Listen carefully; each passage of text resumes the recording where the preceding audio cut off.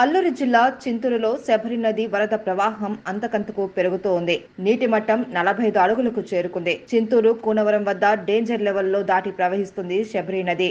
ప్రధాన సెంటర్లలో పలు ఇళ్లు నీట మునిగాయి. మండల కేంద్రం నుండి చుట్టుపక్కల గ్రామాలకు వెళ్లే విద్యుత్ లైన్లు కూడా నీట మునిగాయి. దీంతో సుమారు 60 గ్రామాలకు విద్యుత్ అంతరాయం ఏర్పడింది. 4 మండలాల్లో 54 గ్రామాలు ముంపునకు గురయ్యాయి. వీరినంతా పునరావాస కేంద్రాలకు తరలిస్తూ ఉన్నారు. ఇప్పటికే 54 పునరావాస కేంద్రాలలో 3,405 మంది ప్రజలు ఉన్నారు. ఇంకా ప్రధాన రహదారులపై వరద నీరు చేరడంతో 177 గ్రామాలకు రాకపోకలు నిలిచిపోయాయి. కూనవరం, బిఆర్ మండలాల పరిస్థితి మరింత అగమ్య గోచరంగా మారింది. తమకు R&R ప్యాకేజీ ఇస్తే వెళ్లిపోతామంటూ వారంతా ఆవేదన వ్యక్తం చేస్తున్నారు.